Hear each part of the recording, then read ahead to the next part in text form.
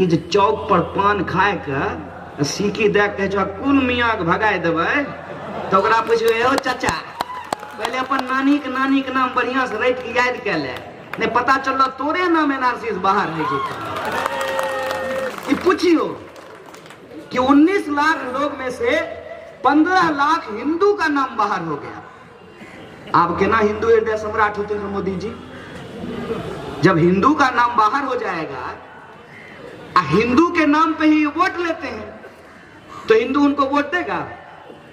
तब लगा आए बाप ये तो उल्टा पड़ गया है। तो वहां पे अपनी गर्दन बचाने के लिए इनको CAA लाना पड़ा, सिटीजनशिप अमेंडमेंट एक्ट। उससे पहले इनको CAA लाने का कोई जरूरत नहीं था, क्योंकि 2003 में ही जब अटल बिहारी वाजपेयी की सरकार थी, उस वक्त ही नागरिकता संशोधन कानून पास कर दिया गया था और हमेशा की तरह विपक्ष सो रहा था। भाषण देने से तो कुछ होगा नहीं, देश का विपक्ष तो गहरी नींद में सोया हुआ है।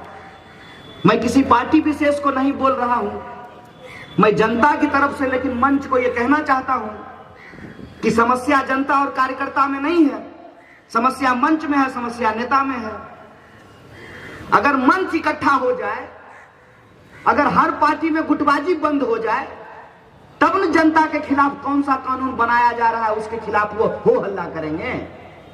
विपक्ष अपना पार्लियामेंट में सो रहा होगा। 2003 में अटल बिहारी वाजपेयी की सरकार के वक्त यह नागरिकता संशोधन कानून चुपचाप पास कर दिया गया और देश की जनता को पता नहीं चला। वो जो 2003 का कानून पास किया गया है, उसमें ही यह बात कही गई कि सबसे पहले NPR किया जाएगा, नेशनल पॉपुलेशन रजिस्टर तैयार किया जाएगा। नेशनल पॉपुलेशन रजिस्टर कैसे तैयार किया जाएगा? जैसे जनगणना होता है, उसी तरीके से सरकारी बाबू आपके घर पर आएंगे और आपसे कुछ प्रश्न पूछेंगे। उन प्रश्नों का जवाब वो इकट्ठा करके ऑफिस ले जाएंगे और ऑफिस ले जाने के बाद उन जवाबों को देख करके ये तय करेंगे कि कौन डाउटफुल सिटीजन है, संदेहपूर्ण नागरिक कौन है। तो पहला स्टेज है NPR, दूसरा स्टेज है डाउटफुल सिटीजन की पहचान करना। और डाउटफुल सिटीजन की पहचान करने में समस्या यह है कि कोई व्यक्ति जाकर के यदि ऑफिस में कह दे कि हमारा जो पड़ोसी है वो डाउटफुल है, तो उसका नाम डाउटफुल सिटीजन में डाल दिया जाएगा। आप बतबो नहीं, लोग कहे छे कि दाल गोतिया जत्ते गले ओते बढ़िया छे। सब अपना अपना पड़ोसी से लड़ाई छो ना, आ सब पड़ोसिया जाए कह देते हे ई तो डाउटफुल छे, एकर परबाबा तो लाहौर में जन्म लखीन।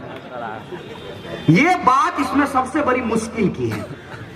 अब जो डाउटफुल सिटीजन का नाम, उसका जो लिस्ट जारी किया जाएगा, उसको जाकर के डॉक्यूमेंट दिखाना पड़ेगा, कागज दिखाना पड़ेगा कि नहीं हो हमें ही के छिए, हमें जाले डिश नहीं एलिए, हमें बिहटे में जन्म लिए, हमारे बाबा बाबा बाबा बाबा नाना नाना ही है थी। तब जाकर के आपको कागज दिखाना पड़ेगा और जिनका कागज सही पाया जाएगा वो तो NRC में शामिल हो जाएंगे, वो नेशनल सिटीजन्स रजिस्टर में उनका नाम आ जाएगा। और जिनका कागज में ये होगा कि नाम उनका NIRAJ है सर्टिफिकेट पर, अब वोटर ID पे मान लीजिए NEERAJ नीरज है, इस तरह की दिक्कतें जिनके कागज में होगी उनका नाम NRC से बाहर कर दिया जाएगा। तो पहला स्टेज है NPR, दूसरा स्टेज है डाउटफुल सिटीजन की पहचान, तीसरा स्टेज है फाइनल NRC को तैयार करना और चौथा स्टेज है कि सबको नेशनल आइडेंटिटी कार्ड दिया जाएगा। ये है 4 स्टेज, ये है क्रोनोलॉजी। जो क्रोनोलॉजी देश के गृह मंत्री देश को नहीं बता रहे हैं क्योंकि उनके दिमाग में क्रिमिनोलॉजी चल रहा है। ये जो स्टेज है, इसमें अब समस्या क्या है इसको समझ लीजिए। आज जगतपुरा के कुछ किसान हमसे मिलने के लिए आए थे। जगतपुरा की समस्या ये है कि उनके पास रसीद है, उनको मुआवजा मिला है पाइपलाइन से, लेकिन अभी जो है NTPC उनको मुआवजा देने के लिए तैयार नहीं है। NTPC कह रही है कि सर्वे के हिसाब से ही सरकारी जमीन है और किसान कह रहे हैं कि ये हमारी जमीन है बंदोबस्ती के हिसाब से। अब यहां एक बात समझ लीजिए, दू तरह खेत हो, दू तरह जमीन हो, मरोसी या कबाला। कबाला कागज हो, मरोसी कागज नहीं हो, मरोसी के रसीद हो।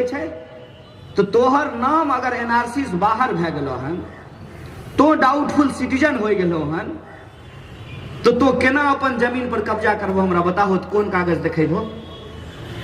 इस सबसे बड़ा संकट है। और ये बात हम क्यों बोल रहे हैं कि ये कानून देश के गरीबों के खिलाफ है, क्योंकि देश के गरीबों की जमीन पे इस देश के जो पूंजीपति हैं उनकी गिद्ध नजर है। जमीन जो आप कब्जा किए हुए हैं, जो जमीन आपका है, आपके बाप दादा जिसको जोतते रहे हैं, जिस जमीन के साथ आपका एक भावनात्मक लगाव है, उस जमीन की जिस तरीके से दिनों दिन दाम बढ़ता जा रहा है, तो आप जब नागरिक नहीं रहिएगा तो जमीन का मालिक कैसे रहिएगा? और जब नागरिक नहीं रहिएगा, जमीन का मालिक नहीं रहिएगा, तो आपको वोट देने का अधिकार कहां से रहेगा? यह है पूरा का पूरा साजिश। और इस साजिश को समझते हुए ही हम लोग कह रहे हैं कि यह कानून देश विरोधी कानून है, यह कानून गरीबों के खिलाफ है, यह कानून एक काला कानून है। और यह कानून इसलिए लाया गया है जिससे लोगों को नागरिकता दी नहीं जाएगी, बल्कि लोगों की नागरिकता छीनी जाएगी। सीए लाने का कोई प्लान नहीं था सरकार का। जब असम में इनकी गर्दन फंसी तो ये सीए लेकर के आए, लेकिन सीए लाने के बाद इनकी गर्दन और ज्यादा फंस गई। गर्दन कैसे फंस गई कि सीएए में इन्होंने कहा कि पाकिस्तान, बांग्लादेश और अफगानिस्तान में जिनके साथ धार्मिक प्रताड़ना हुई है उनको हम नागरिकता देना चाहते हैं। सवाल नंबर 1, जो लोगों का नाम एनआरसी से बाहर होगा, पहले तो यही कहेंगे कि हम भारत के नागरिक हैं। तो एक बार आप एफिडेविट देकर के सरकार को कहिएगा कि हम भारत के नागरिक हैं।